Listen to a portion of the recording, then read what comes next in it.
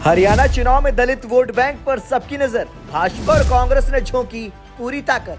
PM Modi और अमित शाह ने भी चला दलित कार्ड। हरियाणा के विधानसभा चुनाव में भाजपा दलित कार्ड खेलने की कोशिश में जुटी हुई है। प्रधानमंत्री नरेंद्र मोदी और गृह मंत्री अमित शाह समेत भाजपा के लगभग सभी बड़े नेता दलितों के मुद्दे को जोर शोर से उछालने की कोशिश में जुटे हुए हैं। कांग्रेस के दलित नेता कुमारी शैलजा की नाराजगी को भी पार्टी ने जोर शोर से उछाला है। वही गोहाना कांड और मिर्चपुर कांड के जरिए कांग्रेस को दलित विरोधी बताया जा रहा है। भाजपा की इन कोशिशों के पीछे लोकसभा चुनाव के दौरान 5 सीटों पर लगे झटके को बड़ा कारण माना जा रहा है।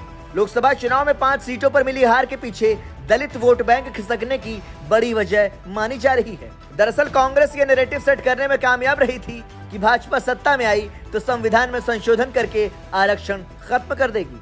यही कारण है कि भाजपा इस मुद्दे पर काफी आक्रामक है, जबकि दूसरी ओर भाजपा के आक्रामक अभियान को देखते हुए कांग्रेस भी सतर्क हो गई है। प्रधानमंत्री मोदी और अमित शाह का दलित कार्ड। प्रधानमंत्री नरेंद्र मोदी ने हरियाणा की चुनावी जनसभाओं में कांग्रेस को दलित और पिछड़ा विरोधी बताने में कोई कसर बाकी नहीं छोड़ी है। पीएम मोदी ने कहा कि कांग्रेस ने हमेशा दलितों और पिछड़ों को छलने का काम किया है। वहीं केंद्रीय गृह मंत्री अमित शाह ने भी पिछड़ों और दलितों के मुद्दों को काफी जोर शोर से उछाला। लोकसभा चुनाव के दौरान दलित मतदाताओं के भाजपा से कट जाने के कारण पार्टी को बड़ा सियासी नुकसान उठाना पड़ा था। यही कारण है कि विधानसभा चुनाव के दौरान पार्टी इस मुद्दे को लेकर काफी फूंक फूंक कर कदम रख रही है। दरअसल लोकसभा चुनाव के दौरान कांग्रेस ने आरक्षण के साथ ही अग्निवीर और किसानों का मुद्दा उठाकर भाजपा को झटका देने में कामयाबी हासिल की थी। हरियाणा में किसान और जाट मतदाताओं की नाराजगी भी भाजपा को भारी पड़ी थी। किसान और जाट मतदाता अभी भी भाजपा के पाले में नहीं दिख रहे हैं और इसलिए पार्टी दलित और ओबीसी समीकरण साधने की कोशिश में जुटी हुई है। दलित और ओबीसी वोट बैंक की लड़ाई क्यों?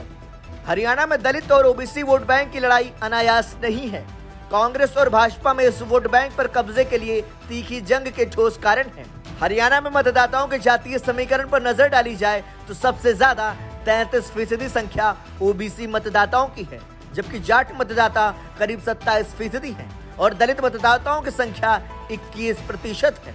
ओबीसी और दलित मतदाताओं की संख्या को जोड़ दिया जाए तो इसका आंकड़ा करीब 54% पहुंच जाता है। हरियाणा की सत्ता पर लगातार तीसरी बार काबिज होने के लिए बेकरार भारतीय जनता पार्टी ने इस 54% वोट बैंक पर निगाहें गड़ा रखी हैं। राज्य की 17 विधानसभा सीटें अनुसूचित जाति के लिए आरक्षित हैं, जबकि 90 में से 35 सीटों पर ओबीसी और दलित मतदाता किसी भी पार्टी को जीत दिलाने की क्षमता रखते हैं। यही वजह है कि भाजपा इस वोट बैंक को साधने की कोशिश में जुटी हुई है। कांग्रेस के साथ क्षेत्रीय दलों से भी खतरा। अगर साल 2019 के विधानसभा चुनाव को देखा जाए तो भाजपा को 40 सीटों पर जीत हासिल करने में कामयाबी मिली थी, जबकि कांग्रेस के खाते में 31 सीटें गई थी। वहीं दुष्यंत चौटाला की जननायक जनता पार्टी को 10 सीटों पर जीत मिली थी। हालांकि अब दुष्यंत चौटाला भाजपा से गठबंधन तोड़ चुके हैं। जाट मतदाताओं की नाराजगी के कारण भाजपा के लिए इन सीटों पर जीत हासिल करना जरूरी है, मगर कांग्रेस बीच में रोड़ा बनी हुई है। चौटाला का विरोध और सत्ता विरोधी लहर ने भी भाजपा की मुश्किलें बढ़ा रखी हैं। दूसरी ओर अभय चौटाला की इंडियन नेशनल लोकदल ने बसपा और दुष्यंत चौटाला की जेजेपी ने नगीना से सांसद चंद्रशेखर आजाद की पार्टी आजाद समाज पार्टी से गठबंधन कर रखा है। बसपा मुखिया मायावती और चंद्रशेखर के सियासी रण में होने के कारण दलित वोट बैंक में सेंधमारी की आशंका से इनकार नहीं किया जा सकता है। इस कारण भाजपा को दलित वोट बैंक में सेंधमारी का खतरा सिर्फ कांग्रेस से ही नहीं बल्कि क्षेत्रीय दलों से भी लग रहा है। लोकसभा चुनाव में कांग्रेस ने दिया था तगड़ा झटका।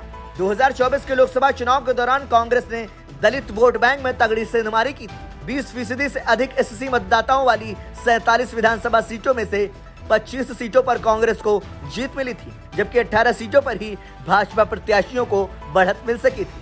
आम आदमी पार्टी ने भी 4 सीटों पर भाजपा को पछाड़ दिया था। इससे पहले 2019 के लोकसभा चुनाव में तस्वीर बिल्कुल अलग थी।